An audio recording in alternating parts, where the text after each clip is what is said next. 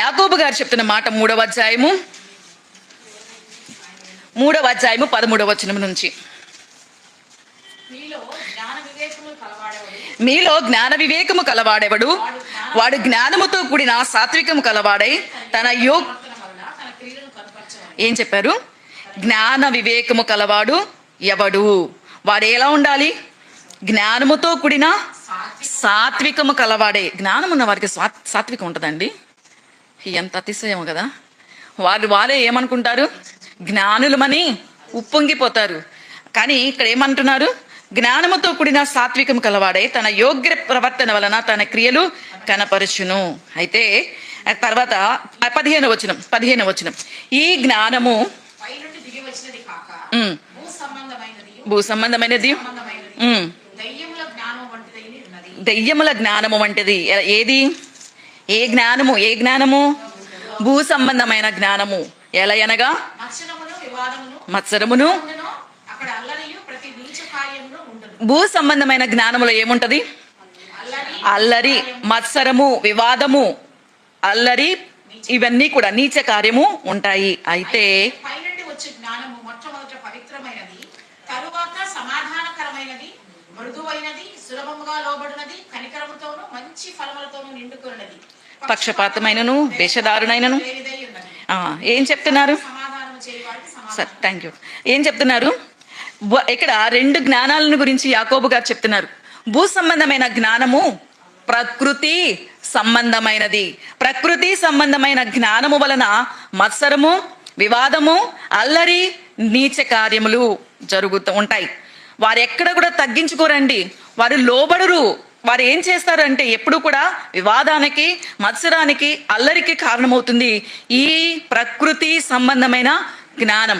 అయితే పైనుండి వచ్చే జ్ఞానము పవిత్రమైనది, సమాధానకరమైనది, మృదువైనది, సులభముగా లోబడుతుందండి. జ్ఞానం కలిగిన వారు లోబడతారా? కానీ పైనుండి వచ్చే జ్ఞానము లోబడుతుంది, కనికరముతో మంచి ఫలములతో నిండుకుని ఉంటుంది అని ఇక్కడ 2 జ్ఞానాలని చూపిస్తున్నారు కదా. ఇందాక మనం చదువుకున్నాము. జ్ఞానం ఏం చేస్తుందంట? ముఖమునికి తేజస్సునిస్తుంది, మూటతనమును మార్చబడుతుంది. గ్రంథము 1వ అధ్యాయంలో మనం చూస్తే వారు ఎలా వచ్చారు, వారు ఎవరు అనుకుంటున్నప్పుడు మనం చదువుతున్నాము 4వ వచనంలో, ఇశ్రాయేలులో రాజవంశములో ముఖ్యులై లోపము లేని సౌందర్యమును సకల విద్యా ప్రావీణ్యతయు జ్ఞానము కలిగి తత్వజ్ఞానము తెలిసిన వారై రాజనగరియందు నిలవదగిన కొందరు బాలుర్లను రప్పించి, కొంతమంది బాలుర్ని చెరపట్టి బానిసలుగా తీసుకొచ్చుకుంటున్న ఆ యొక్క రాజు. వారు ఎలాంటి వారు? రాజవంశంలో సామాన్యులు కాదు. రాజవంశంలో వారు ముఖ్యులై, ఇంకొకటి లోపము లేని సౌందర్యమును సకల విద్యా ప్రావీణ్యతయు జ్ఞానము కలిగి తత్వజ్ఞానాన్ని కూడా తెలిసిన వీరు ఏం చేయబడుతున్నారు? రాజనగరానికి వచ్చారు కదా. వచ్చిన వీరిని మరి అలా తీసుకొచ్చిన తర్వాత వీరందరికీ కూడా రాజు యొక్క భోజనాన్ని ఏర్పాటు చేస్తున్నారు. రాజు యొక్క భోజనాన్ని ఏర్పాటు చేస్తే వీళ్ళు ఏం చేశారు? ఎందుకు మంచి ఫుడ్ దొరుకుతుంటే ఎవరైనా వద్దంటారా? కానీ వాళ్ళు ఏమన్నారు? మాకొద్దు, మామూలు భోజనం మాకు. అక్కడ ఒక మాట ఉంటుంది, తమ్మును తాము వాళ్ళు యెహోవా యందు భయభక్తులు కలిగి ఉండుట ఏ జ్ఞానమునకు వారేం చేసుకుంటున్నారు? తమ్మును తాము అపవిత్రపరచుకొనకూడదు అని దానియేలు, షడ్రకు, మేషకు, అబేద్నెగో వారు నిశ్చయించుకున్నారు. ఏమని? మేము తినము, మాకు మామూలు భోజనం చాలు అన్నారు. అప్పుడు వాళ్ళు ఏం చెప్తున్నారు తెలుసా? మామూలు భోజనం చేసే మేము, అలా భోజనం చేస్తున్న వారు ఎలా ఉంటామో మీరు పరీక్షించారు. వారిలో ఏమాత్రము కూడా తేజస్సు తగ్గలేదు. వారిలో ఎటువంటి అంటే వారిద్దరికి తేడా ఇది ఏమీ వాళ్ళకి తెలుసుకోలేకపోయారు. మనం చూస్తున్నాం. ఇలా జరిగిన తర్వాత 2వ అధ్యాయానికి వస్తే మరి రాజుగారు ఒక కలగన్న రాజుగారు భావం అడిగితే బాగుంటుంది కానీ ఏమడుగుతున్నారు? ఇది మరి ఎంత విషయం అంటే, నేను కలే మర్చిపోయాను, మీరు కళని చెప్పాలి. మరి వాళ్ళు తీసుకొచ్చారు కదా, వాళ్ళందరూ ఎవరు? జ్ఞానులు, తత్వజ్ఞానం కలిగిన వారు, జ్ఞానులు తత్వజ్ఞానం కలిగిన వారు. మరి వారందరికీ ఏం చెప్తున్నారు తెలుసా? మీరందరూ కూడా ఏం చేయాలి? నేను మర్చిపోయిన కళని చెప్పాలి అంటున్నారు. లేకపోతే ఏం చేస్తాడంట? ఇదేమిటి, ఆయన కళ చెప్పకపోతే జ్ఞానం ఎంతన్నా చంపేస్తానంటుంటే, అక్కడ తనకి పర్సనల్గా ఉంటాడు కదా, అతను చెప్తున్నాడు రాజుతో. ఏమంటున్నాడంటే 11వ వచనము, రాజు విచారించిన సంగతి బహు అసాధారణమైనది. దేవతలను కాక మరెవరినో ఈ సంగతి తెలియచెప్పజాలదు. దేవతల నివాసములు శరీరుల మధ్య ఉండవు కదా. ఏం చెప్పారండి? రాజు చెప్పే సంగతి మామూలు సంగతి కాదు, సాధారణ విషయం కాదు, అది అసాధారణమైంది. దేవతలు కాక మరెవ్వరూ కూడా ఈ సంగతి చెప్పలేరు. అలాగే దేవతలు వచ్చి శరీరంగా ఇక్కడ నీకు వచ్చి కళ చెప్పడానికి దేవతల వల్ల అవుతుంది, వాళ్ళు వచ్చి శరీరాలుగా ఇక్కడ ఉండరు, ఇది సాధ్యపడదు అంటే రాజుగారికి ఏమైంది? కోపం, ఆగ్రహంగా, అసలు మరి ఎంత అంటే అత్యాగ్రహం ఇచ్చేసిందంట. మరి రాజు తలుచుకుంటే మరి అంతే కదా. ఏమన్నారు? అత్యాగ్రహం అండి. ఈయన కళ మర్చిపోతే ఈ కళని చెప్పాలి అని అంటే అది ఎవరికి సాధ్యపడదయ్యా, అది దేవతలు చెప్పాల్సిందే తప్ప ఎవరు కూడా చెప్పలేరు. ఆ దేవతలు ఇక్కడికి దిగిరారు కదా అంటే రాజుకి కోపం, అత్యాగ్రహం తెచ్చుకొని వారందరినీ ఏం చేయమన్నాడు? ఈ సంహరించవలసిన విషయము దావీదుని ఒక్క నోటీస్కి వచ్చింది. దానియేలుకి తెలుసుకొని కొంచెం టైం అడిగాడు. కొంచెం సమయం అడిగిన దానియేలు 17వ వచనంలో, దానియేలు తన ఇంటికి పోయి తన స్నేహితులతో ముగ్గురితో కలిసి దేవుని దగ్గరికి వెళ్ళి ప్రార్థన చేయడానికి 18వ వచనంలో, తన స్నేహితులను బబులోనులో తక్కిన జ్ఞానులతో కూడా నశింపకుండునట్లు ఆ కళ యొక్క మర్మ విషయములో పరలోకమందున్న దేవుని వలన కటాక్షము పొందు నిమిత్తమై ఆయనను వేడుకొనడని వారిని హెచ్చరించెను. ఎందుకు ఇక్కడ హెచ్చరికే? ఇక్కడ రిక్వెస్ట్లు ఉండవు. ఎందుకు? ప్రాణం పోతుంది, చాలా ఎమర్జెన్సీ కాబట్టి హెచ్చరిస్తున్నాడు. ఏమని? మన ప్రాణాలు రక్షించబడాలి, వారు కూడా రక్షించబడాలి. మనం వారిని అందరం కూడా ఏం చేయబడతాం? చచ్చిపోతాం, అందరం చచ్చిపోతాం. కాబట్టి మనం ఇప్పుడు చాలా ఎమర్జెన్సీ. కాబట్టి ఇది రిక్వెస్ట్ కాదు, వార్నింగ్. ఏమని? మనము ప్రార్థనగా దేవుని దగ్గరికి వెళ్ళి అడుగుదాం. దేవుడు తర్వాత అంటున్న మాటలను చూస్తే 21వ వచనంలో, ఆయన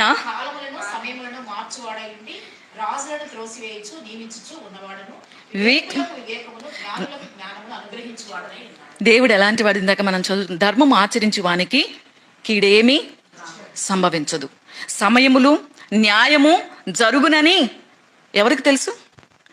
జ్ఞానులకి తెలుసు. 8వ అధ్యాయము 5వ వచనం మళ్ళా చూడండి ప్రసంగిలో, సమయము న్యాయము వచ్చినని జ్ఞానులకి తెలుస్తుంది. దానియేలు జ్ఞానవంతుడిగా ఉన్న దానియేలు దేవుని దగ్గరికి వెళ్ళి దేవుని దగ్గర పొందుకున్న తర్వాత స్తుతిస్తున్నాడు. స్తుతించిన తర్వాత చెప్తున్న మాట ఏంటో తెలుసా? కాలములను సమయములను ఆయన ఏం చేస్తాడు? మార్చేవాడు. రాజులను త్రోసివేయచ్చు, నియమించుచు ఉండేవాడు. వివేకులకు వివేకమును జ్ఞానులకు జ్ఞానమును అనుగ్రహించువాడై ఉన్నాడు. దేవుడు ఎలాంటి వాడో చెప్తున్నాడు అక్కడ. దేవుని యొక్క గొప్పతనాన్ని తెలియచేస్తున్నాడు.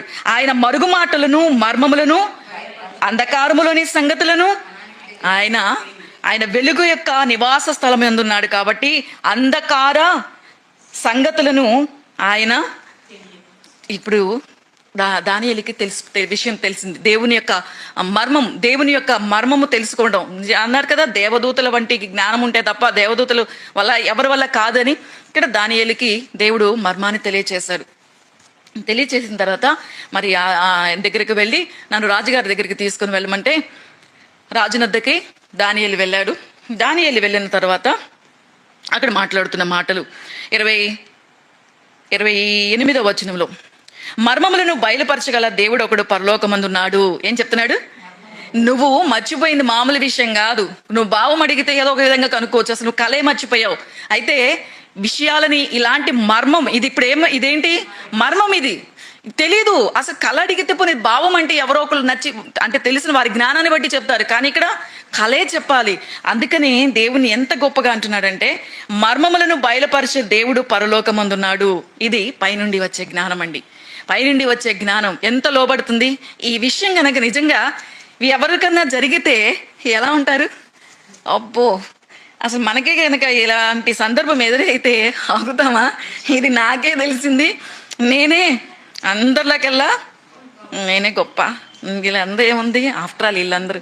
కానీ దానియేలు నిజంగా దేవుడు అందుకని అంటున్నారు, పైనుండి వచ్చే జ్ఞానము కనికరము లోబడుతుంది, మృదువైనది. అది మరి అలాంటి జ్ఞానాన్ని పొందుకొని మర్మాలని తెలుసుకుంటున్న దానియేలు దేవునిని గొప్ప చేస్తూ అంటున్న మాట 29 30 వచనంలో, ఇతర మనుషులందరికంటే నాకు విశేష జ్ఞానం ఉండటం వలన ఈ మర్మము నాకు బయలుపరచబడింది. చాలు అంటే థ్యాంక్ యూ. అంటే ఏమంటున్నారంటే, ఈ మర్మము నా విశేష జ్ఞానము వలన కాదు, ఇది పైనుండి వచ్చే జ్ఞానము. ఈ జ్ఞానము దేవుడు నాకు అనుగ్రహించటం వలన ఈ మర్మము నాకు బయలుపరచబడింది. అయితే ఈ బయలుపరచబడే వలన, ఈ జ్ఞానము వలన, ఈ పొందుకున్న జ్ఞానము వల్ల తను రక్షించుకున్నాడు. ఇక్కడ మనం ఇక్కడ నేర్చుకునే అంశం, తను రక్షించుకున్నాడు, తనతోటి వారందరినీ కూడా రక్షించడానికి కారకుడయ్యాడు. జ్ఞానము ఏం చేస్తుంది? ప్రాణాన్ని రక్షించిందండి. అలాగే జ్ఞానము మన ముఖమునికి ఏం చేస్తుంది? తేజస్సునిస్తుంది. తను జ్ఞానం కలిగిన వాడు ఏమనుకున్నాడు? భయభక్తులు కలిగినట్టుకే జ్ఞానమునికి మూలం. అపవిత్రమైనది, దేవునికి ఇష్టం లేనిది, దేవునికి విరోధమైంది ఎక్కడున్నాడు? అమ్మ నాన్నల దగ్గర, మంచి బంధువుల దగ్గర, స్వదేశంలో ఉన్నాడా? ఎక్కడున్నాడు? అలాంటి అక్కడికి వెళ్ళి కూడా నేను ఇలా ఉంటాను అంటే సాధ్యపడుతుందా? అది అలా ఉండాలంటే ధైర్యం కావాలండి. మనమైతే ఏం చేస్తాం తెలుసా? ఎందుకు వచ్చిందిలే, నలుగురు కలిసి మనం కలిసిపోతే తినేస్తే పోలా, కానీ ప్రత్యేకంగా ఉండడానికి ఇష్టపడ్డారండి. ఈరోజు ఈ మాటలు నేర్చుకుంటున్న మనము మన జీవితంలో హోషేయ ద్వారా చెప్పిన మాట, దేవుని గూర్చిన జ్ఞానము సంపాదించుకుందాం రండి. ఈరోజు మన యొక్క జీవితంలో వీళ్ళని దేవుడు ఏర్పాటు చేసుకున్నాడు కాబట్టి దేవుడు వీళ్ళకి జ్ఞానాన్ని ఇచ్చాడు. ఈరోజు మరి మనం సామాన్యమైన వారం కదా, మరి మనకి ఎలా వస్తుంది జ్ఞానం? ఎఫెసీయులకు రాసిన పత్రిక 1వ అధ్యాయము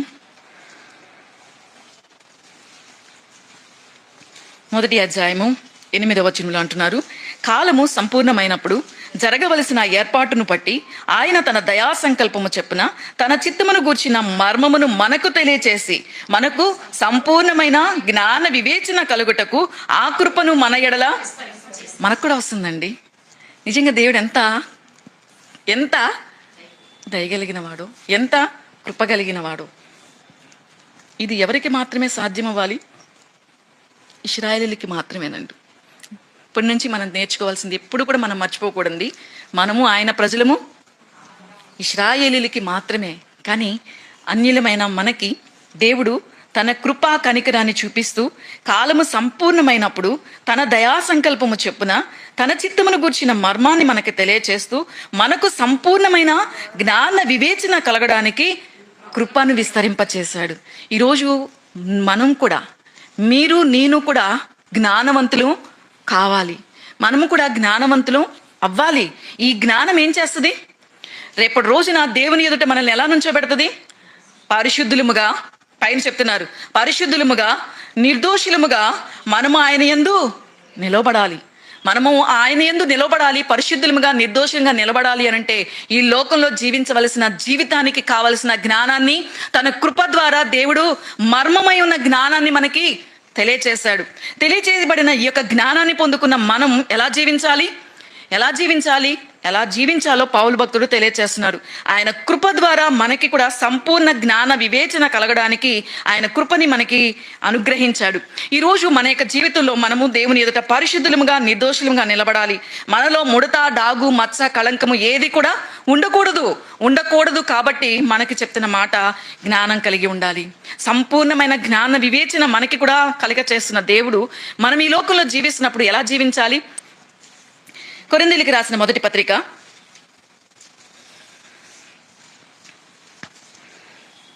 1 సంఘంలో ఉన్న వారు ఎలాంటి వారండి? కొరింథీలో వారందరూ కూడా ఎవరు అంటే జ్ఞానులండి.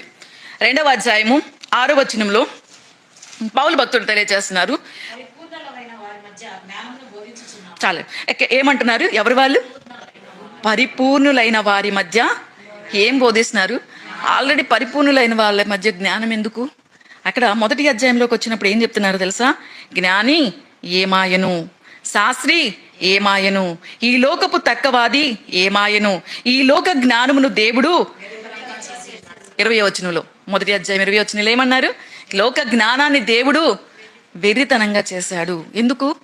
ఈ భూ సంబంధమైన ప్రకృతి సంబంధమైన జ్ఞానం ఏం చేయదు, లోబడదు. అక్కడ వివాదాన్ని, మత్సరాన్ని, సమస్త అల్లరిని, నీచ కార్యాలని జరిగించడానికి కారణమవుతుంది. మరి ఈ యొక్క పట్టణంలో ఉన్న వీరందరూ కూడా చాలా జ్ఞానవంతులు. వీరి యొక్క జ్ఞానము ఎలాంటి జ్ఞానము? పౌలు భక్తుడు అంటున్నారు, పరిపూర్ణులైన వారి మధ్య జ్ఞానాన్ని బోధిస్తూ ఆయన తర్వాత అంటున్న మాట 7వ వచనంలో, దేవుని జ్ఞానము మర్మమైనట్లుగా బోధించుచున్నాము. ఈ జ్ఞానము మరుగై ఉండెను. జగతుత్పత్తికి ముందుగానే దీనిని దేవుడు మన మహిమ నిమిత్తము, ఇందాక మనం చదువుకున్నాం, ఇంత గొప్ప జ్ఞానం, ఇంత గొప్ప జ్ఞాన వివేకం కల జ్ఞానాన్ని దేవుడు వాళ్ళకి లేదండి.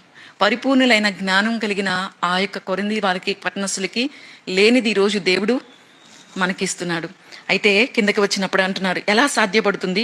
ఈ యొక్క జ్ఞానము వలన కంటికి, ఈ జ్ఞానం పొందుకున్న వారు ఎలా ఉంటారు అని అంటే, దేవుడి కార్యములు కంటికి కనబడనివి, చెవికి వినబడనివి, హృదయానికి గోచరము కాని యొక్క సంగతులని దేవుడు బయలుపరుస్తున్నాడు.